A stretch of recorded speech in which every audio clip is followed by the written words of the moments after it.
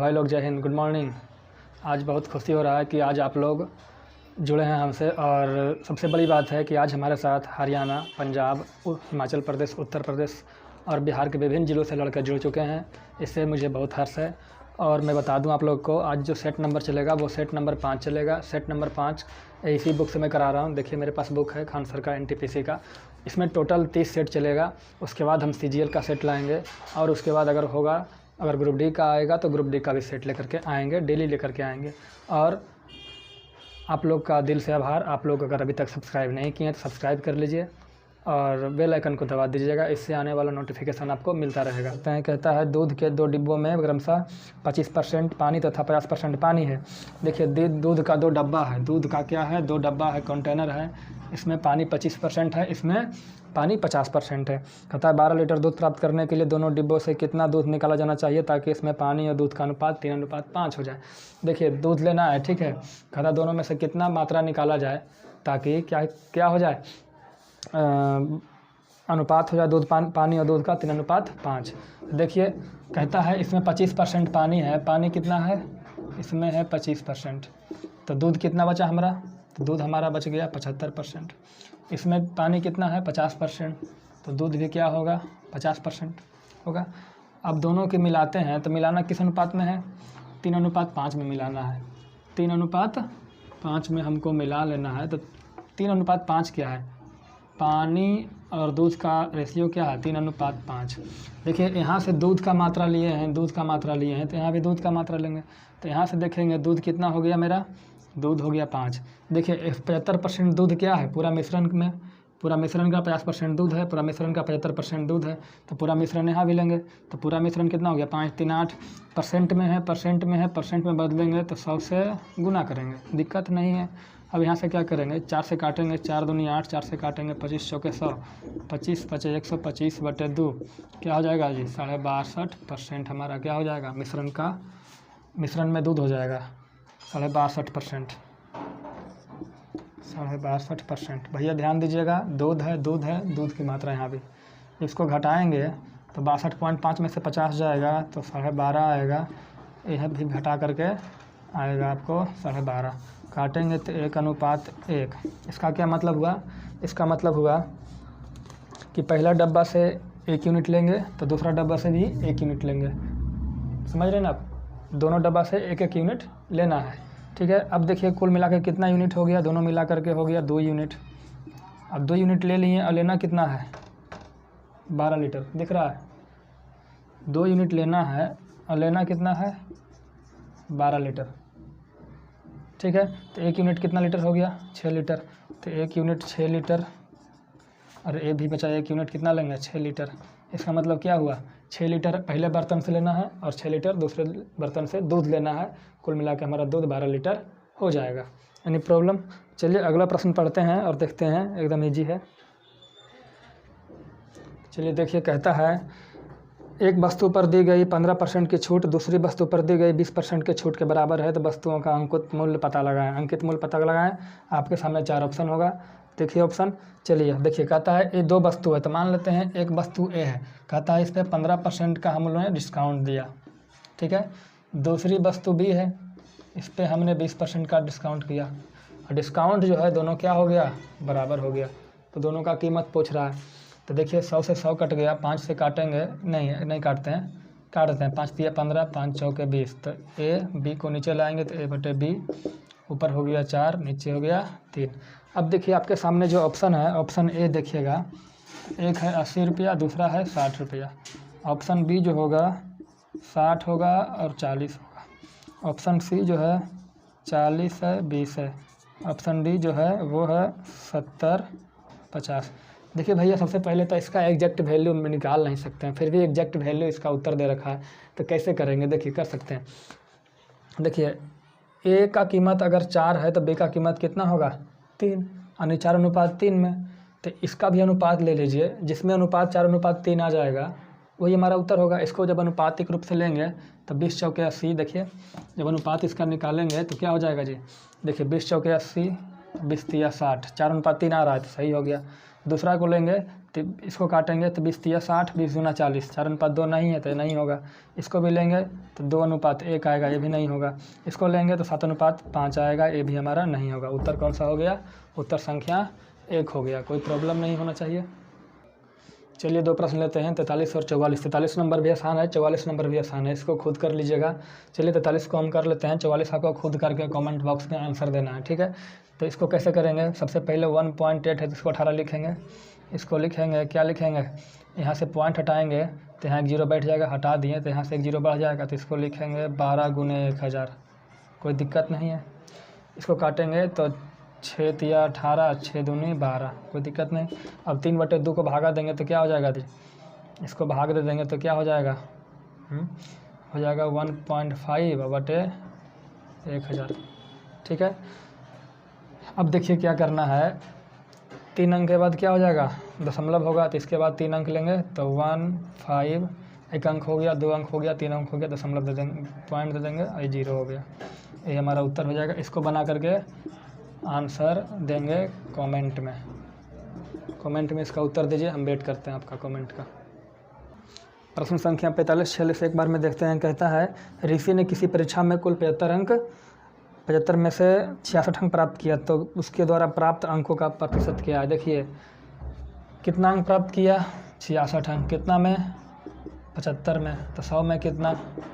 यही तो हमारा होता है परसेंटेज। तो काटेंगे 25 तिया 75, 25 चौके 100, 3 से काटेंगे तो 22 तिया 66, 22 चौके 88%। हमारा क्या हो गया? उत्तर हो गया।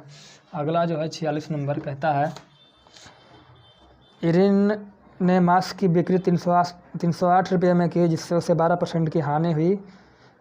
तो बिक्री कितने रुपये में बेचे ताकि उसे 10% का लाभ हो? देखिए 12% का हानि हुआ। कितना का हानि हुआ? 12%। तो जब 12% का हानि हुआ, इसका मतलब आप क्या समझे? तो 12% का जो हानि है, इसका मतलब होता है, सबसे पहले 12% को तोड़ेंगे तो हमारा हो जाएगा 12% बराबर हो जाएगा 12/100।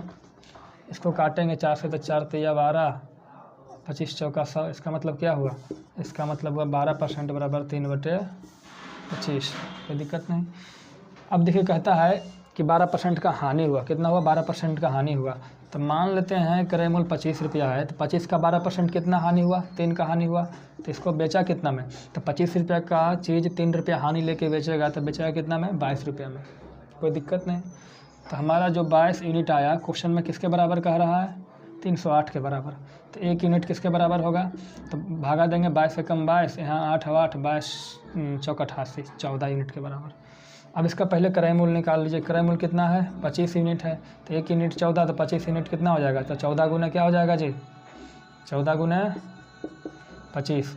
इसको बनाएंगे 14 25 70, 14 दूनी 28 हो जाएगा 0 8 7 15, 350 रुपया। अब 350 रुपये में इसको ख़रीदा है। अब कहता है इसको 10% लाभ पर बेचेंगे तो कितना रुपये प्राप्त होगा? देखिए एक चीज़ देखिएगा, जो विक्रय मूल्य होता है उसमें क्रय मूल्य होता है और प्लस लाभ भी होता है। होता है कि नहीं होता है? बिल्कुल होता है। तो कहता है कि 10% लाभ पर बेचना है तो इसका विक्रय मूल्य ज्ञात करें। तो 350 रुपये तो हमारा क्या हो गया? क्रय मूल्य हो गया। अब 10% लाभ लेंगे तो 10% का मतलब क्या हो गया? 10/100। कोई दिक्कत नहीं। इसका मतलब क्या है कि अगर किसी वस्तु का कीमत 100 रुपया है तो लाभ कितना होगा? 10 रुपया। तो हमारा विक्रय मूल्य कितना हो जाएगा? 110 रुपया। आनी कहने का मतलब हुआ 350 का 10/100 गुना होगा हमारा विक्रय मूल्य होगा। इसको काट लेंगे, 2 0 से 2 0 कट गया, क्या बच गया हमारा? 35 गुने 11 तो हो जाएगा 35 और 35 385 रुपया। किसी को प्रॉब्लम है तो बताइएगा, इसको और डिटेल में करेंगे। चलिए प्रश्न संख्या देखते हैं 47। कहता है कलम के सेट के अंकित मूल्य पर 15% का डिस्काउंट देने पर इसका विक्रय मूल्य जो है हो जाता है 1751 रुपया। तो इसका अंकित मूल्य क्या होगा? इजी प्रश्न है भाई साहब। तो कहता है 15% डिस्काउंट देंगे, तो 15% को क्या लिखेंगे? 15/100। इसको काटेंगे तो इसका बराबर मतलब होगा 3/20 होगा। कोई दिक्कत नहीं। इसका मतलब क्या हुआ? इसका मतलब हुआ कि यदि अंकित मूल्य 20 रुपया है तो 20 का 15% 3 का डिस्काउंट देंगे तो 3 का डिस्काउंट देंगे तो हमारा जो विक्रय मूल्य बनेगा वो क्या बनेगा, 20 में 3 का डिस्काउंट 17 यूनिट बना मेरे हिसाब से। और एक्चुअल में बना कितना, 1751 रुपया। ठीक है, तो 17 यूनिट 1751, तो 1 यूनिट कितना होगा, 17 एकम 17, 0 से 51 103। तो कहता है अंकित मूल्य ज्ञात करें, यानी 20 यूनिट। तो अंकित मूल्य कितना है, 20 यूनिट। 1 यूनिट कितना हो गया, 103। तो गुना करेंगे, 0 का 0 हो जाएगा, 103 दूना 206, यानी 2060 रुपया हमारा अंकित मूल्य हो गया। चलिए अगला प्रश्न संख्या 48 कहता है कि 1/r + 1/s का वैल्यू बताएं, है ना। कहता है कि 1/r + 1/s का वैल्यू बताएं। ठीक है, इसमें दे रखा है, क्या दे रखा है, प्रश्न में थोड़ा सा गलती है। r³ + s³ बराबर 0 दे रखा है और r + s बराबर 6 दे रखा है। कहीं कोई प्रॉब्लम तो नहीं होना चाहिए, इतना ही ना है। चलिए इतना ही। तो इसमें से a³ + b³ का लगाएंगे फार्मूला। तो जब a³ + b³ का लगाएंगे फार्मूला तो हो जाएगा a + b × a² - ab + b²। अब b का मान कितना है, s² बराबर 0। कोई दिक्कत नहीं। इसको गुना में है पूरा का पूरा टर्म, इसको इधर भेजेंगे तो इधर भाग में हो जाएगा और 0 में भाग देंगे तो क्या हो जाएगा, 0 हो जाएगा। तो कुल मिला के हमारा बचेगा r² + s² - rs बराबर 0। तो यहाँ से r² + s² बराबर, इसको आगे साइड भेजेंगे तो क्या हो जाएगा, बराबर rs। ठीक है, अब यहाँ से क्या करेंगे, यहाँ से करेंगे क्या कि r² + s² पहले से है ना, इसमें जोड़ देंगे 2rs, कोई दिक्कत नहीं। और इसमें हमारा पहले से क्या है, rs। अब देखिए चूँकि इधर हम जोड़े हैं +2rs, तो इधर भी जोड़ना पड़ेगा 2rs, तब ना दोनों कट के संतुलन में आएगा। अब देखिए हमारा जो बन गया वो क्या बना, a² + b² + 2ab, है ना जी। क्या बन गया, a² + b² + 2ab। तो ये क्या होता है, a + b का होल स्क्वायर। इधर क्या हो गया, rs + 2rs 3rs। ठीक है, कोई दिक्कत नहीं। r + s का मान कितना है, r + s का मान 6 है, तो 6 का स्क्वायर कितना हो जाएगा, 36 बराबर 3rs। कोई दिक्कत नहीं। अब देखिए 36 बराबर 3rs है, यहाँ तक दिख रहा है। तो यहाँ से हम क्या करेंगे, rs बराबर क्या हो जाएगा, 36/3। तो rs बराबर क्या हो गया, 12 × 36, rs बराबर हो गया 12। अब देखिए यहाँ से क्या करेंगे, इसमें से हम क्या करेंगे, इसी का तो मान निकालना है। इसमें से एलसीएम ले लेंगे तो rs हो जाएगा एलसीएम, r से भागा देंगे, r कट जाएगा बचेगा s, s से s कट जाएगा बचेगा r। तो क्या हो गया, r + s/rs। और r + s का मान कितना है, 6, और rs का मान कितना है, 12। ठीक है, इसको काटेंगे तो कितना हो जाएगा, 1/2 यानी 0.5। हमारा उत्तर हो गया। Any problem. चलिए आगे देखते हैं। चलिए भाई लोग देखते हैं, कहता है अगला प्रश्न, एक त्रिभुज की भुजाएं 9, 12 तथा 15 सेंटीमीटर है, तो उसके परिवृत्त की त्रिज्या ज्ञात करें। परिवृत्त की त्रिज्या यानी सर्कमसेंटर रेडियस, तो उसको निकालना होता है। तो इसका जो फार्मूला होता है, ज्योमेट्री में पढ़ना होता है, जो इसको जो रेडियस को दर्शाते हैं कैपिटल आर से, इसका जो फार्मूला होता है वो होता है a × b × c/4 × area of triangle ABC, जहाँ ABC त्रिभुज का भुजा है। तो आप यहाँ से अगर रेडियस निकालेंगे तो आपको क्या चाहिए, ABC। तो ABC तो दे रखा है ABC 4। ठीक है, इसमें से आपको एरिया निकालना पड़ेगा इस त्रिभुज का। इस त्रिभुज का क्या निकालना पड़ेगा, एरिया। इस तरीके से निकाल सकते हैं। ठीक है, और दूसरा तरीका है कि जब त्रिभुज समकोण हो जाए, क्या हो जाए, समकोण हो जाए। तो जब त्रिभुज, देखिए ये देखिएगा त्रिभुज पहले समकोण है, इसको ऑब्जर्व करना है त्रिभुज समकोण है कि नहीं है। 9 का स्क्वायर 12 का स्क्वायर कीजिएगा, जोड़िएगा तो 15 का स्क्वायर के बराबर आएगा। तो त्रिभुज कुछ इस तरीके से बनेगा जो समकोण होगा। क्या होगा, समकोण होगा। ठीक है, एक होगा 9, एक होगा 12, एक होगा 15। इसमें जब परिवृत्त बनाएंगे तो परिवृत्त जो बनता है इस तरीके से बनता है। ठीक है, वो अर्ध सर्किल पे बनता है ना, इस तरीके से बनता है। इसका एक रूल होता है कि इसमें जब समकोण त्रिभुज पे परिवृत्त बनता है ना, तो जो वृत्त का जो केंद्र होता है वो ये जो कर्ण है त्रिभुज का, इसके बीच में होता है, आधा में, यानी ये दोनों आपस में क्या होता है, बराबर होता है।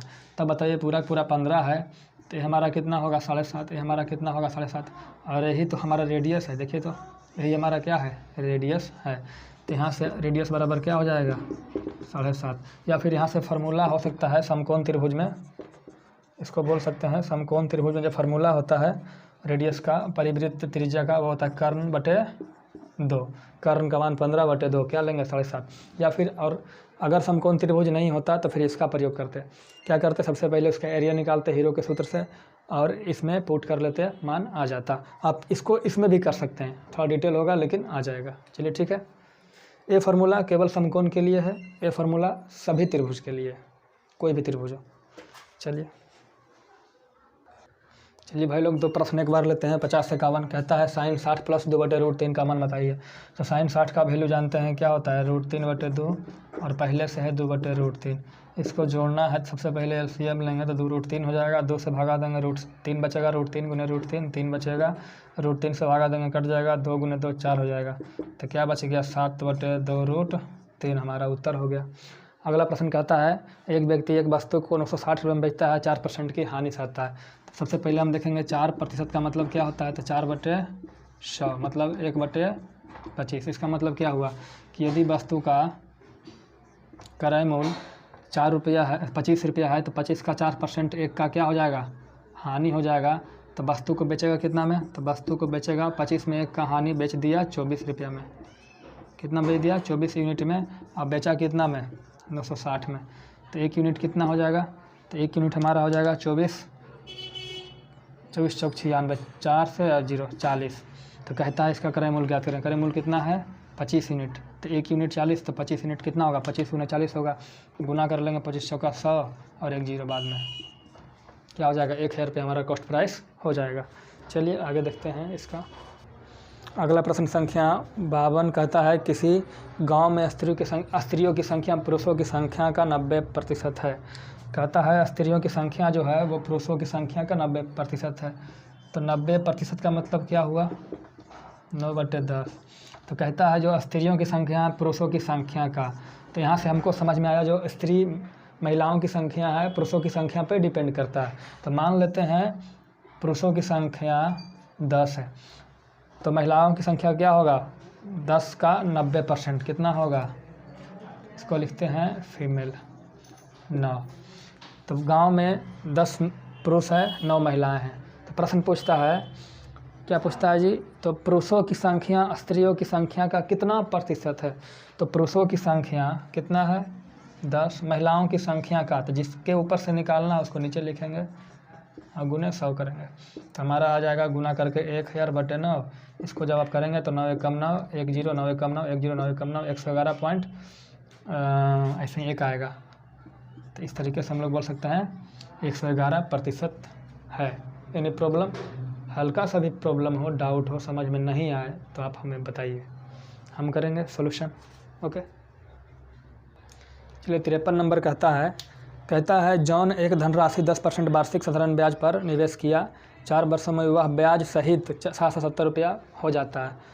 तो वह राशि कितनी थी। देखिए जॉन जो है कहीं निवेश किया था, उसका रेट था 10% साधारण ब्याज पे। तो 4 साल बाद हो गया ब्याज सहित, मतलब अमाउंट दे रखा है 770 रुपया। तो वो प्रिंसिपल ज्ञात करें। देखिए एक शॉर्टकट तरीका सबसे पहले अपनाते हैं। देखिए 10% साधारण ब्याज है ना जी, साधारण ब्याज है तो साधारण ब्याज में इंटरेस्ट पे इंटरेस्ट नहीं लगता है, केवल मूलधन पे इंटरेस्ट लगता है। तो 10% लगता है 1 साल में, तो 4 साल की बात है तो कुल कितना प्रतिशत, कुल हो जाएगा 40%। कोई दिक्कत है, कोई दिक्कत नहीं है। तो यहाँ से ऐसे ही सोच सकते हैं कि मान लेते हैं मूलधन P है, तो मूलधन का कितना हो जाएगा 40%। अब हो जाएगा तो अमाउंट होगा, अमाउंट यानी मिश्रधन होगा।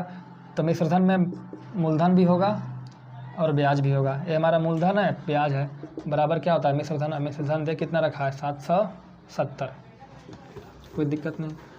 अब देखिए यहाँ से करेंगे एलसीएम लेंगे तो हो जाएगा 100 यहाँ से 100p और 40p, तो क्या हो जाएगा 140p बराबर कितना 770। अब यहाँ से काटेंगे तो p गुने 140/100 बराबर 770। काटेंगे, 0 से 0 कट गया, सॉरी इधर नहीं काटते हैं, इसको रहने देते हैं। 0 से 0 कट गया, 7 दूनी 14, 7 गुने 11, 2 से काटेंगे 2 × 5 = 10।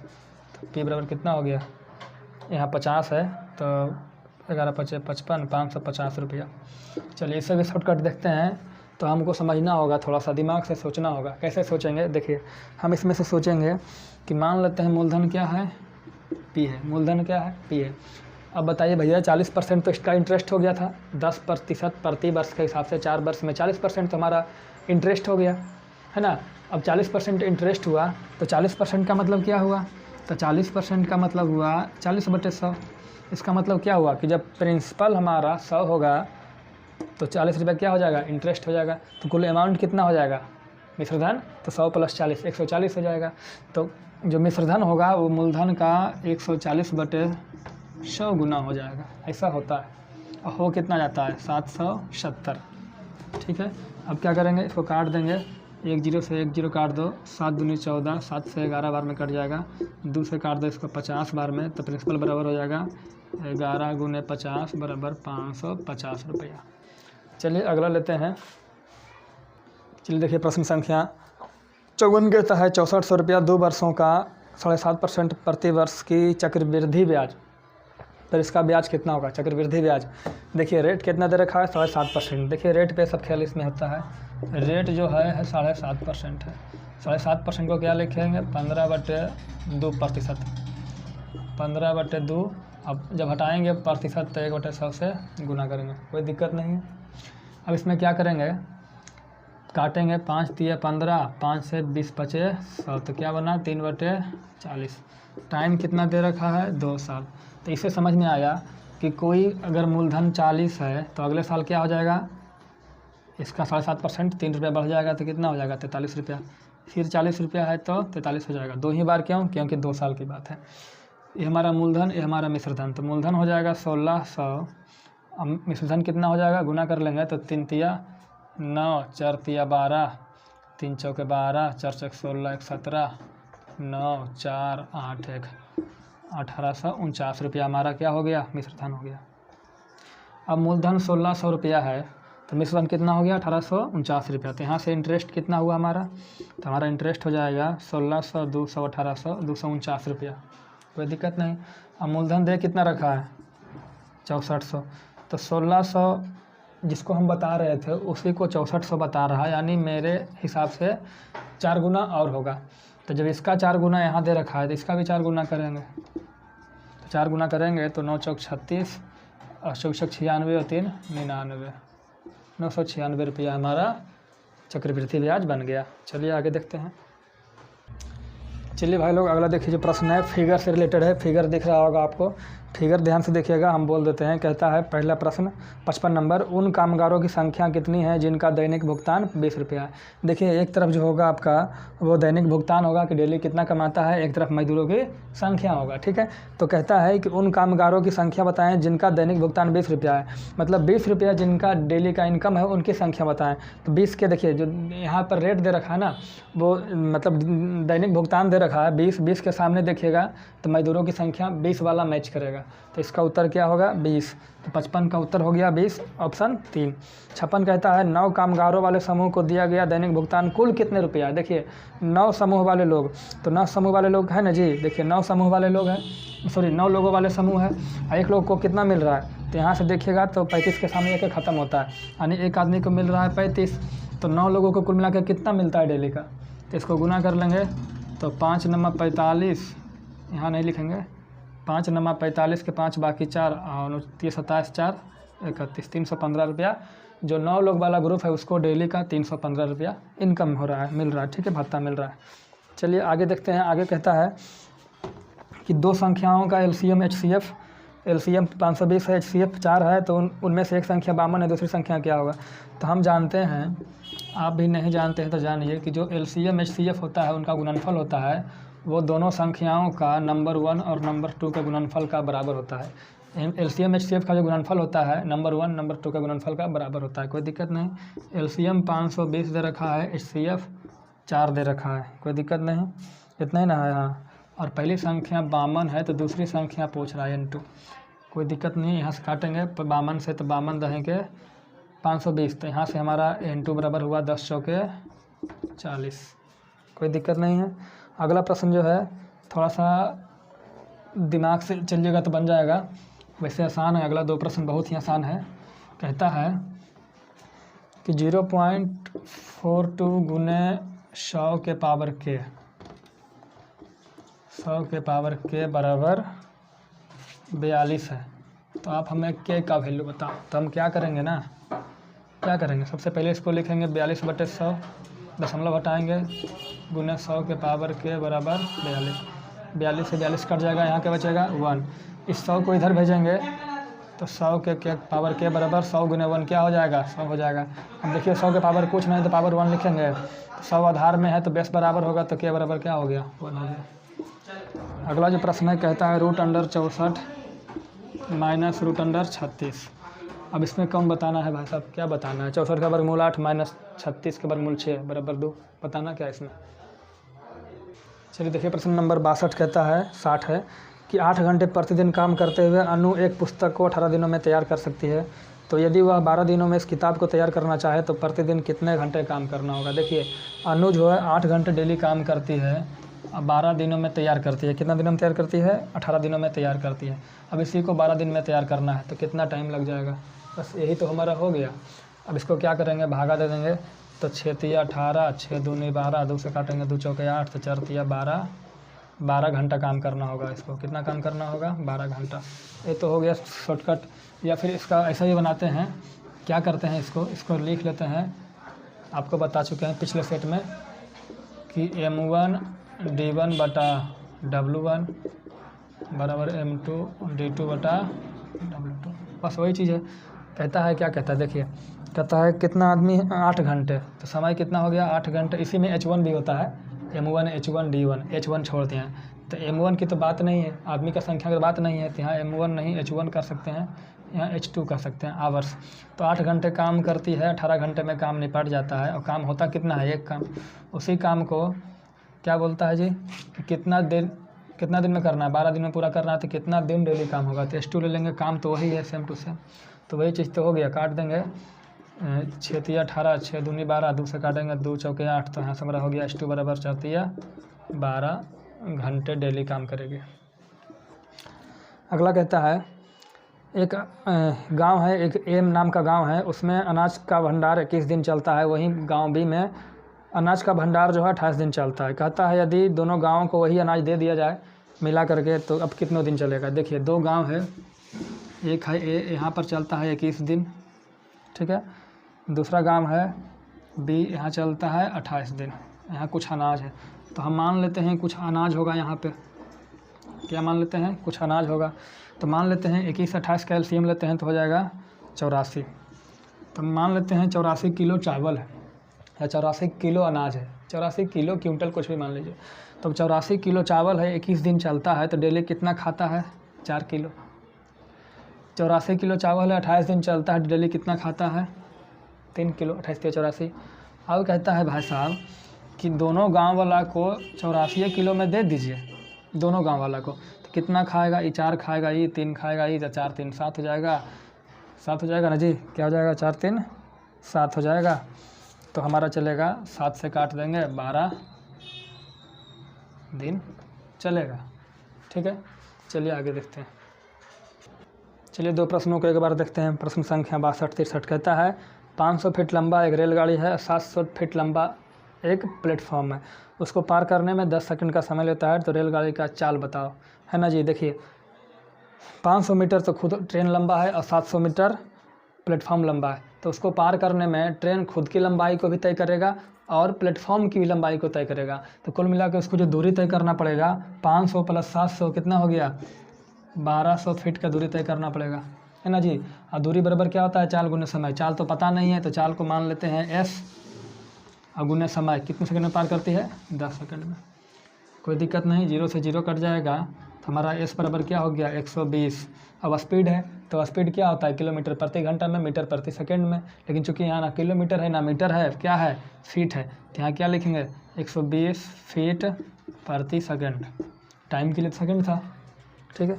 चलिए कहता है एक समद्विबाहु त्रिभुज है जिसकी 2 भुजाओं की लंबाई 15 और 22 है, तो इसका त्रिभुज का परिमाप कितना होगा। देखिए समद्विबाहु त्रिभुज है, समद्विबाहु त्रिभुज में होता क्या है भाई साहब दो भुजा त्रिभुज का आपस में क्या होता है, बराबर होता है। तो मान लेते हैं समद्विबाहु त्रिभुज है, इसमें मान लेते हैं ये बराबर है। तो इसमें दो ही चीज़ दे रखा है, दो ही भुजा दे रखा है, 15 और 12।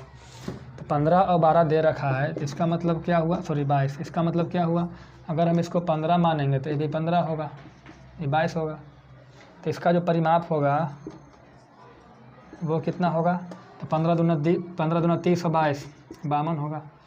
लेकिन ऐसा भी तो हो सकता है कि यही वाला 22 हो, जब ये 22 होगा तो ये भी 22 होगा और ये 15 होगा, तब परिमाप कितना होगा, तो 22 दूनी 44, 15 44 15 59। तो या तो 52 होगा या तो 59 होगा, ऑप्शन से मिलाइएगा। चलिए देखते हैं। चलिए भाई साहब कहता है एक अर्धवृत्ताकार खिड़की का जो व्यास है वो 63 सेंटीमीटर है। देखिए खिड़की है, इस तरीके से है, किस तरीके से बना है, ये हमारा खिड़की है, इस तरीके से खिड़की होता है, ठीक है। इसका व्यास दे रखा है, व्यास यहाँ से यहाँ तक पूरा होता है, ये आपका है 63 सेंटीमीटर। कितना है, 63 सेंटीमीटर। तो कहीं ना कहीं केंद्र होगा ना जी, है ना। तो कहीं ना कहीं केंद्र होगा। तो जब 63 हुआ तो इसका रेडियस कितना होगा, 63/2, 63/2 व्यास दे रखा है, तो यहाँ से रेडियस हो गया। अब देखिए चूँकि परिमाप निकालना है, या फिर वो क्या बोलते हैं उसको, परिमाप, हाँ वही परिधि निकालना है, परिमाप निकालना है इसका। तो परिधि में क्या क्या आएगा, तो परिधि में सबसे पहले यहाँ से लेके यहाँ तक आएगा। तो इसको पहले क्या हो जाएगा, यहाँ से यहाँ तक कितना है, 63 है, प्लस उसके बाद परिधि के लिए क्या निकालना होगा, ये भी तो हमको चाहिए, तो ये निकालना होगा। तो हम जानते हैं जब वृत्त पूरा गोल होता है, जब वृत्त पूरा गोल होता है, गोल मतलब इस तरीके से जब गोल होता है, ठीक है, तो इसका परिधि का फार्मूला क्या होता है, 2πr। तो पूरा गोल होता है, जब इसी को दो भाग में बांटेंगे तो आधा हो जाएगा, तो यहाँ से भी आधा करेंगे तो 2 से 2 कट जाएगा, तो क्या बचेगा, πr, ठीक है। पाई का मान 22/7 और r का मान कितना हो गया, गुने 63/2। 7 से काटेंगे 7 नमा 63, 2 से काटेंगे 11 दूनी 22, 11 नमा 99, यानी ये पूरा कितना हो गया 99, यही 63। तो 63 और 99 को जोड़ देंगे तो 9 3 12, 9 6 15, 116, 162 सेंटीमीटर हमारा परिधि हो जाएगा। चलिए जो अगला प्रश्न है इस तरीके से है, कहता है 12 मीटर लंबे, 8 मीटर चौड़े तथा 9 मीटर ऊंचे किसी कमरे में एक बांस को रखा जाना है। बांस है ना जी, हाँ, सबसे लंबे खंभा को रखना है। तो सबसे लंबा खंभा किस ऊंचाई का होगा जो रख सकते हैं। तो जानते हैं कमरा जो होता है वो घनाकार होता है या घनाभाकार होता है। तो सबसे लंबा का बांस रखना या खंभा रखना है तो ऊपर वाले कॉर्नर से, हाथ को ध्यान रखिएगा, ऊपर वाले कॉर्नर से नीचे वाले कॉर्नर एकदम सीधा इस तरीके से डालेंगे। कहाँ चला गया, दिख भी नहीं रहा है कैमरा में, इस तरीके से, तब जाकर के हमारा अधिकतम खंभा आएगा, यानी विकर्ण होना चाहिए। तो जो विकर्ण होता है, घनाभ या घन का जो विकर्ण होता है, घनाभ का विकर्ण होता है वो होता है √L² + B² + H²। फार्मूला रटना नहीं होता है, फार्मूला बनता है। कैसे बनता है, जब हम ज्योमेट्री पढ़ाएंगे तो लाएंगे आपके सामने। तो वो L² करेंगे तो L कितना है 12, चलिए हटाइए, कितना है L कितना है 12, तो 12 का स्क्वायर कितना हो जाएगा 144। तो लिख लेते हैं 144, फिर 8 का स्क्वायर 64, फिर 6 है ना, नहीं कहाँ गया जी, हाँ 9 मीटर है, तो 9 का स्क्वायर क्या हो जाएगा 81। इसको जोड़ लेंगे, 4 4 8 1 9, 814 4 18 1 2, तो कितना हो गया 289। इसको जब वर्गमूल करेंगे तो क्या हो जाएगा 17 मीटर सेंटीमीटर, जो भी होगा वो हमारा विकर्ण आ गया। वही विकर्ण तो खंभा की लंबाई होगा, ठीक है। चलिए अगला देखते हैं। बहुत ईजी प्रश्न भैया, कहता है किसी वस्तु के अंकित मूल्य पर 24% का छूट दिया जाता है। तो जब 24% का छूट देंगे तो इसका मतलब क्या होगा, 24/100 होगा, 4 से काटेंगे, 4 छक 24 और 25 चौका 100। तो 24% का जो मतलब हुआ वो हुआ 6/25। इसका मतलब क्या हुआ कि यदि मार्क प्राइस 25 है तो 25 का 24%, 6 का डिस्काउंट देंगे तो इसको बेचेंगे कितना में, 19 में, ठीक है, 19 यूनिट में बेचेंगे। अब बेचेंगे कितना में, बेचेंगे 342 रुपये में। तो 1 यूनिट कितना होगा 19 इकाई 19, और कितना हो जाएगा 19 से भागा देंगे तो 19 5 95, 19 6 14 से, 19 33 से, 19 60 62 से 18 यूनिट हो जाएगा। 1 यूनिट 18 हो जाएगा। तो मार्क प्राइस निकालना है तो मार्क प्राइस कितना हो जाएगा 25 यूनिट। तो 25 गुने 18 करेंगे तो 18 5 90, 18 दूनी 36, 0 9 6 15, 450 हो जाएगा। मार्क प्राइस कितना हो जाएगा 450 रुपया हो जाएगा। अगला प्रश्न कहता है, समझ रहे हैं ना जी, चलिए अगला जो कहता है दो कार है, कार मतलब गाड़ी, उसका चाल का अनुपात 5:4 है, तो समान दूरी तय करने में लगा समय का अनुपात क्या होगा। देखिए दो कार है, कार का नाम देते हैं, एक कार है ए, एक कार है बी। इसका जो चाल का अनुपात है वो है 5 और 4 है, कोई दिक्कत नहीं है। कहता है समान दूरी, तो कोई डिस्टेंस होगा जिसको तय करना होता है समान दूरी, तो कुछ डिस्टेंस मान लेते हैं। तो मान लेते हैं डिस्टेंस 5 चौके 20 किलोमीटर का डिस्टेंस है, ठीक है, 20 किलोमीटर। अब बताइएगा 20 किलोमीटर इसको भी तय करना है, इसको भी तय करना है, समान दूरी बोल रहा है। अब बताइए 20 किलोमीटर 5 किलोमीटर प्रति घंटा के हिसाब से चलेगा तो कई घंटा में पहुंच जाएगा, 4 घंटा में पहुंच जाएगा। इसी तरीके से जब 4 किलोमीटर प्रति घंटा के हिसाब से इसको 20 किलोमीटर जाना होगा तो कई घंटा पहुंच जाएगा, 5 घंटे में। तो इसका अनुपात पूछ रहा है भैया, तो यही तो आया समय का अनुपात, 4:5।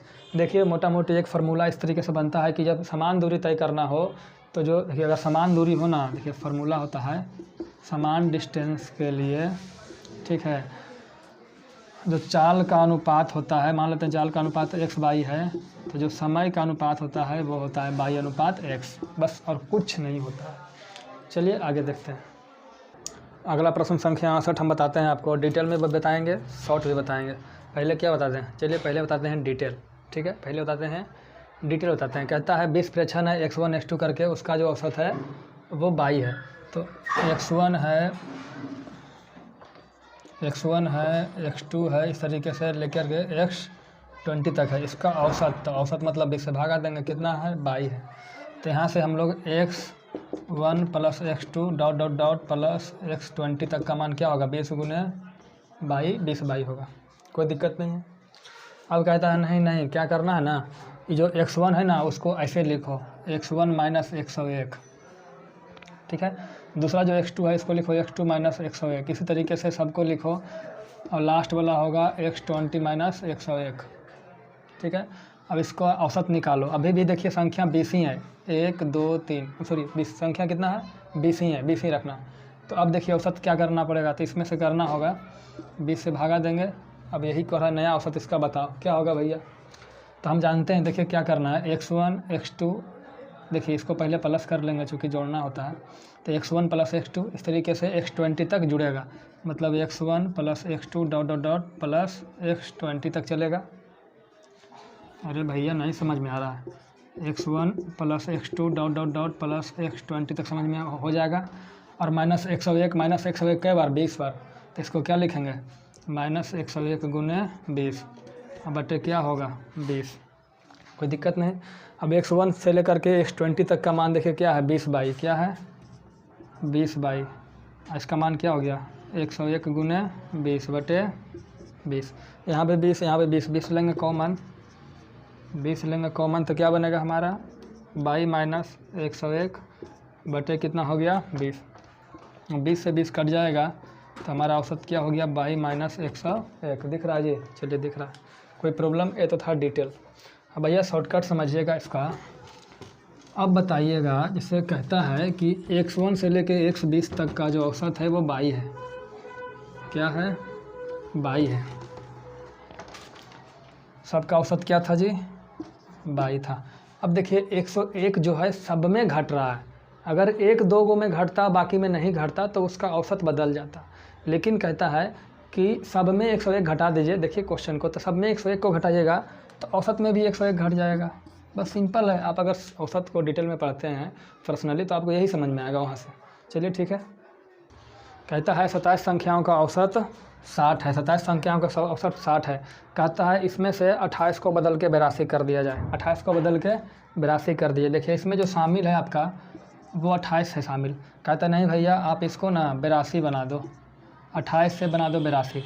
अब 28 से 82 बनाना है तो हमको जोड़ना पड़ेगा, तो कितना जोड़ना पड़ेगा, तो घटाएंगे, 12 में से 8 गया 4 और 7 में से 5 गया 2, 54 जोड़ना पड़ेगा, 54 जोड़ना पड़ेगा कुल में। अब देखिए ये औसत है, ये संख्या है, दोनों डिफर है, तो इसको भी बनाएंगे औसत। तो जब इसको औसत बनाएंगे 54 को औसत बनाएंगे तो 27 संख्या 27 से भागा देंगे, तो हमारा क्या हो गया 2। तो 2 क्या करना है जोड़ना है, तो 2 जोड़ देंगे, यहाँ से क्या करेंगे 2 जोड़ देंगे, हमारा नया औसत क्या हो जाएगा 62 हो जाएगा। नहीं तो एक तरीका और है कि औसत संख्याओं का औसत 60 है तो संख्याओं का योग क्या होगा 60 गुने 27, आप इसमें से क्या कीजिए, पहले 28 घटाइए, फिर 82 जोड़ दीजिए, है ना, और फिर 27 से भागा दे दीजिए। ये भी एक प्रोसेस है। एक प्रोसेस ये भी है कि 60 में 27 से गुना कीजिए, संख्याओं का योग आ गया। इसमें से बढ़ाना कितना है 54, तो 54 को बढ़ा दीजिए, फिर 27 से भागा दे दीजिए। ये भी आसान रहेगा, ये भी आसान रहेगा, यही आसान रहेगा, इससे ज़्यादा आसान नहीं है। सबसे आसान है सेकंड नंबर पे रहेगा, थर्ड नंबर पे रहेगा। ये समझ में आ गया तो ठीक है, नहीं तो इसको समझिए फिर इसको समझिए। चलिए भाई लोग, लास्ट प्रश्न है चोर पुलिस का। चोर पुलिस करके हम लोग ख़त्म करेंगे, इसको फिगर से समझेंगे। कहता है एक चोर पुलिस से भागते हुए 100 किलोमीटर प्रति घंटा की चाल से जाता है। देखिए एक चोर है जो भाग रहा है 100 किलोमीटर प्रति घंटा, तो जो चोर का चाल हो गया हम यहाँ लिख दे रहे हैं, वो है 100 किलोमीटर प्रति घंटा, मतलब 1 घंटा में 100 किलोमीटर चोर भाग जाता है। फिर कहता है उसी समय जस्ट भागा चोर, उसी समय चोर पुलिस भी भागना शुरू किया। जब पुलिस भागना शुरू किया तो उसका स्पीड था 75 किलोमीटर पर घंटा, कोई दिक्कत नहीं था। कहता है 1 घंटे बाद पुलिस की गाड़ी ख़राब हो गई। अब बताइए भैया, जब 1 घंटे बाद पुलिस की गाड़ी ख़राब हो गई तो 1 घंटा में से चोर तो भागना यहाँ से स्टार्ट किया था, है ना जी, पुलिस भी भागना इसके पीछे पीछे स्टार्ट किया उसी समय। तो 1 घंटा में चोर कहाँ तक जाएगा, 100 किलोमीटर तक। तो मान लेते हैं 1 घंटा बाद चोर यहाँ पहुँच गया, तो यहाँ से यहाँ दूरी कितना हो गया, 100 किलोमीटर, कोई प्रॉब्लम नहीं। अब बताइए जब 1 घंटा चोर भागा तो 1 घंटा पुलिस भी भागा होगा, है ना, पुलिस बैठी थोड़ी थी, पुलिस भी भाग रहा था।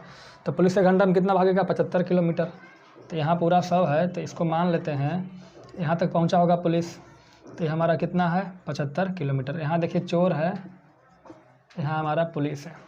अब कहता है तो देखिए कितना दूरी का यहाँ गैपिंग है, तो यहाँ से यहाँ 100, यहाँ से यहाँ 75, तो यहाँ से यहाँ 25 किलोमीटर। अब कहता है जब यहाँ पुलिस पहुँचा, यहाँ चोर पहुँचा, तो पुलिस का गाड़ी ख़राब हो गया। अब जब पुलिस का गाड़ी ख़राब हो गया तो आधा घंटा उसको ठीक कराने में लग गया। अब बताइए भैया, जब पुलिस का गाड़ी ख़राब हो गया तो पुलिस तो यहीं रुक गया, है ना, लेकिन चोर क्या यहाँ रुकेगा, चोर तो भागते रहा। चोर तो ऐसा नहीं बोलेगा हाँ सर आइए हम यहाँ इंतज़ार करते हैं। चोर भागता रहा, तो आधा घंटा तक पुलिस बैठा रहा, आधा घंटा तक चोर भागता रहा। तो जब चोर आधा घंटा तक भागता रहा तो कितना दूर भाग गया होगा, तो आधा घंटे बाद मान लो यहाँ तक भाग गया है, ठीक है। आधा घंटा में यहाँ पहुँच गया, तो आधा घंटा में पहुँच कितना जाएगा, तो 1 घंटा में 100 किलोमीटर पहुँचेगा, तो आधा घंटा में कितना पहुँचेगा, 50 किलोमीटर। यहाँ से 50 किलोमीटर आगे निकल गया चोर। अब जिस समय 50 किलोमीटर के बाद भागना, यहाँ से चोर भाग रहा है, यहाँ से पुलिस भाग रहा है, अब पकड़ना है, कितना मुश्किल हो गया। पहले ही मुश्किल था 175 का, देखिए 100 के स्पीड से चोर भाग रहा था, 75 के स्पीड से पुलिस भाग रहा था, तो पहले ही मुश्किल हो गया होगा। अब तो डिस्टेंस आ गया बीच में, अब तो और मुश्किल हो गया होगा। तो यहाँ से इसको जो अब पता करना है, पुलिस को पकड़ना है चोर को, तो कितना डिस्टेंस कवर करना होगा, 50 25 75 किलोमीटर को, 75 किलोमीटर जो है 75 किलोमीटर का डिस्टेंस कवर करना है, किसको, पुलिस को। तो 75 रहने देते हैं, ये हो गया हमारा डिस्टेंस, दूरी बराबर क्या होता है, चाल गुने समय। क्या होता है, चाल गुने समय। अब भैया हमको बताइएगा, अब जो कहता है यहाँ से जब पुलिस भागना शुरू करता है ना, तो 75 के स्पीड से नहीं जाता है, नहीं तो पकड़ेबे नहीं करता हो। ससुरा पुलिस 120 के स्पीड से भागता है। अब बताइए चोर भाग रहा है 100 के स्पीड से, अब पुलिस भाग रही है 120 के स्पीड से, तो यहाँ से दोनों एक समय, जब भी एक समय में दो वस्तुओं या व्यक्तियों का गति होता है तो वहाँ लगाते हैं रिलेटिव स्पीड। तो हम देखते हैं कि इससे ज़्यादा 20 किलोमीटर ज़्यादा स्पीड पुलिस का आ गया, तो रिलेटिव स्पीड कितना होगा, 120 में से 100 जाएगा 20 किलोमीटर, यानी जो रिलेटिव स्पीड हमारा बनेगा वो बनेगा 20 किलोमीटर प्रति घंटा। तो दूरी बराबर चाल गुने समय, तो मान लेते हैं टी घंटा में पकड़ लेता है, तो टी बराबर क्या होगा 75/20, 5 से काटेंगे तो हो जाएगा 15 × 5 = 75, 15 × 4 = 20, 15/4 को काटेंगे तो हो जाएगा 4 × 3 = 12, 3/4 घंटा। तो यहाँ से यहाँ तक पकड़ने में, मतलब यहाँ तक नहीं आगे तक जानकर पकड़ने में इसको कितना देर लगा, तो इसको यहाँ से आगे तक पकड़ने में लगा 3 घंटा और 3/4 घंटा। तो इसको क्या लिखेंगे, 3 घंटा और 3/4 को बदलेंगे मिनट में, तो 60 से गुना करेंगे, 15 × 4 = 60, तो हमारा हो गया 3 घंटा 45 मिनट, ठीक है। यानी यहाँ से आगे केवल 3 घंटा 45 मिनट तक खदेड़ता रहा चोर को और उसके बाद पकड़ लिया। अब प्रश्न कहता है कि कुल कितने समय बाद पकड़ा गया, तो कुल कितने समय बाद पकड़ा गया, तो कुल इतना ही थोड़ी ना लगा, अरे भाई इसके पहले भी तो पुलिस भाग रही थी, इस समय को कौन जोड़ेगा, तो इसको जोड़ेंगे देखिए यहाँ से यहाँ तक पुलिस 1 घंटा भागी और यहाँ पर बेचारा देखिए सॉरी यहाँ तक नहीं है, 3 घंटा यहाँ तक है, 3 घंटा 45 मिनट यहाँ तक है। अब देखिए यहाँ से यहाँ तक पुलिस 1 घंटा चली थी 75 किलोमीटर, यहाँ जाके आधा घंटा रेस्ट किया, तो कुल टाइम कितना हो गया? तो कुल टाइम हमारा हो गया 1 घंटा 30 मिनट। तो 1 घंटा 30 मिनट तो पहले लग गया था उसको, और फिर बाद में कितना लगा? 3 घंटा 45 मिनट। जोड़ लेंगे तो 5 हो जाएगा, और 4 3 7 हो जाएगा, और 3 1 4 हो जाएगा, 4 घंटा 75 मिनट। और हम जानते हैं 60 मिनट से ऊपर होता है तो घंटा में बदल जाता है, तो इससे 60 दे देंगे तो घंटा हो जाएगा, 1 घंटा बढ़ जाएगा तो 5 घंटा हो जाएगा, इधर बच जाएगा 15, यानी 5 घंटा 15 मिनट के बाद चोर पकड़ा गया। किसी प्रकार का डाउट है तो फिर से बताइएगा हमें। चलिए आज का सेट प्रैक्टिस ख़त्म होता है। जय हिंद जय भारत, फिर कल मिलेंगे सेट नंबर 6 में।